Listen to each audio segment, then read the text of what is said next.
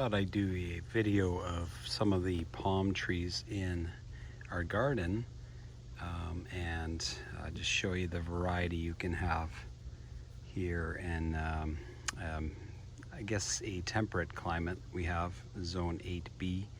We live on Bowen Island, British Columbia, Canada, and we tend to get very rainy winters and hot and dry summers, occasional snow. So we'll start here with this Trachycarpus wagnerianus.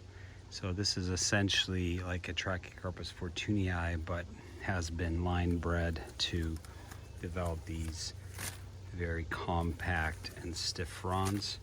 It's a very beautiful palm. Doesn't tend to droop at all like a fortunii would. So these leaflets actually stay fairly stiff on it. I have another one over here in the corner, and the undersides on these guys sometimes have a very nice glaucous sheen, which is also adds to the beauty of this palm. Over here I have a small Trachycarpus princeps. So these are very hard to find in our area. I had to actually find a breeder that had these in stock, but in Europe they're quite common. Trachycarpus princeps are well known for their glaucous sheen on top of the fronds, but especially on the underside of the fronds, and they are spectacular when they're bigger. They're slightly less hardy than a Trachycarpus fortunii palm, but nonetheless they still can take a zone 8A without any issues. Over here next to it I have a small Chamaerops humulus cerifera, and these are very similar to a regular humulus, except they also have a very glaucous color to the fronds. Now what I mean by that is that the fronds have this blue sheen to them, and as the plant matures it gets more and more of this coloration. And of course a Chamaerops humulus palm has these spines on the petioles, so it is an armed palm, they call it.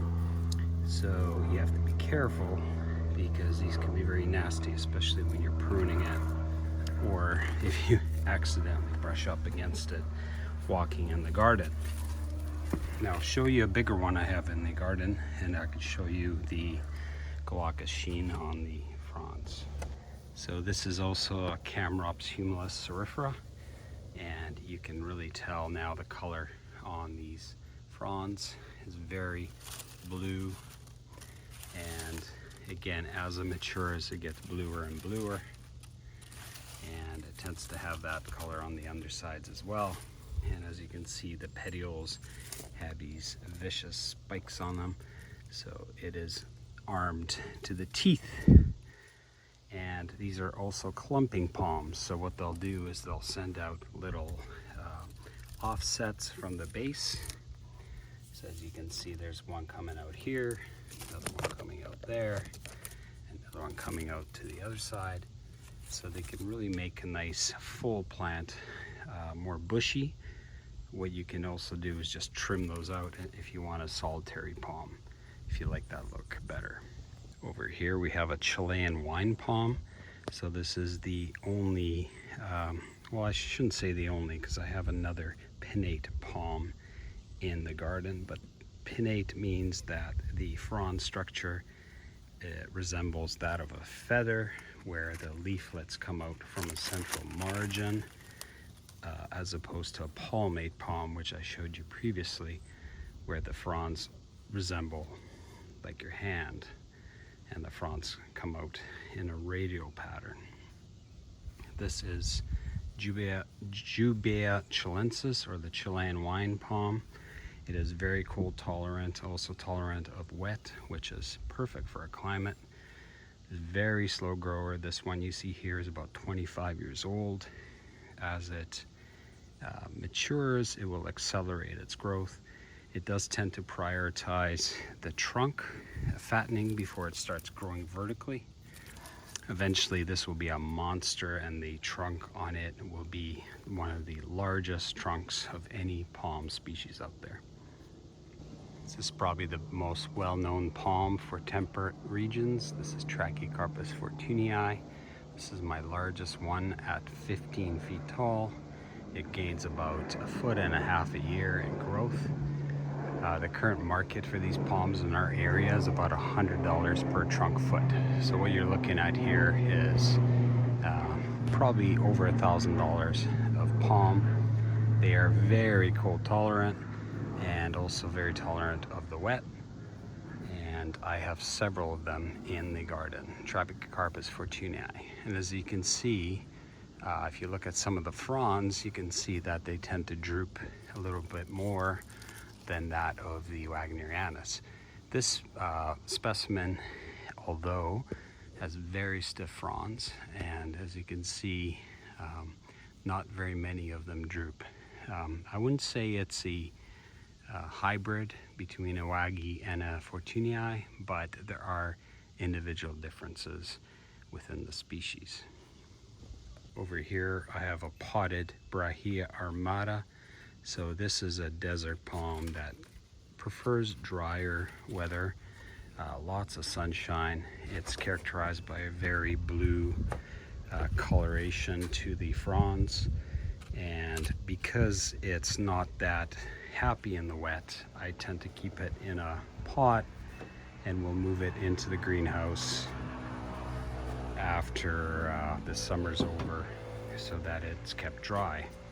I do have colleagues that have planted this one outside year-round in a similar climate, but they have planted it under the eaves so it doesn't receive the rainfall on it.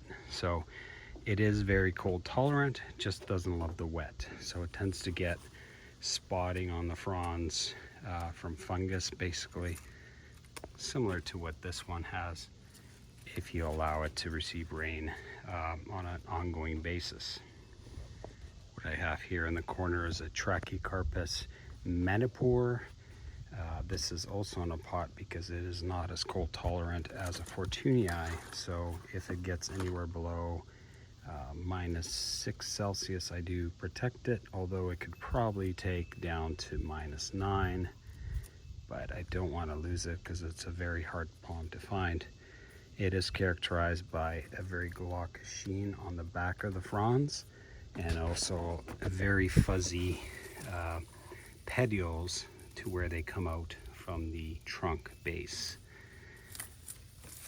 It's a very beautiful palm, and eventually it gets the same size as a fortunei, and again the blue sheen to the back of the fronds is what makes it really spectacular.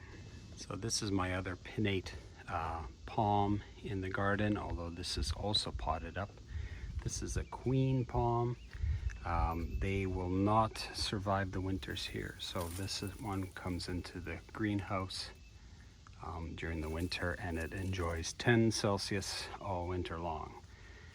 They are hardy below 0 Celsius, but again, not for an extended period, and I'm not sure if they really love the cold rain either. So this one is a potted palm that does come inside during the winter. Another palm I have inside the home is a Kentia palm, or Jubaea forsteriana, endemic to Lord Howe Island off of Australia. Very beautiful palm, great indoor palm as it doesn't require a lot of light. It also has a pinnate frond structure and tends to have this drooping leaflets as it matures. It's a very elegant palm, fairly slow growing, and again very tolerant of low light levels. I'm really hoping this one will eventually grow up where it could reach the ceilings. Another palm I have inside is this lady palm, or Rapis excelsa. As you can see, this is a multiple trunking palm which spreads by rhizomes down below the soil.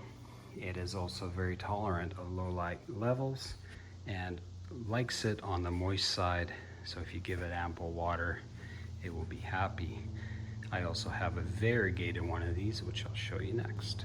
So this is the variegated Rapis palm. As you can see, the leaflets are beautifully variegated. New growth coming out variegated, and it is just a beautiful, beautiful specimen. This is just a single trunk for now, but eventually it will spread via rhizomes and pop up new trunks. This is a sable minor palm. Has a very large palmate frond structure, very cold and wet tolerant. It's probably the best palm for our area. It may even rival the Trachycarpus fortunii for its cold tolerance in our climate. Very slow growing, and also doesn't really trunk much unless it gets very, very large. So as you can see, most of the fronds are coming out from the ground. This is a needle palm, otherwise known as a Rhapidophyllum hystrix. It's got a palmate frond structure and also characterized by needles that come off of the trunks on the palm. This is a clumping palm, so it will send out offshoots similar to a Chamaerops. This is also the most cold tolerant palmate frond palm in the world. However, I find that it's less excited about the cold, wet rain. This is another Chamaerops humulus surfra growing in the ground, and you can see the multiple offshoots off of this palm and the nice glaucous sheen to the fronds. Very happy in this location.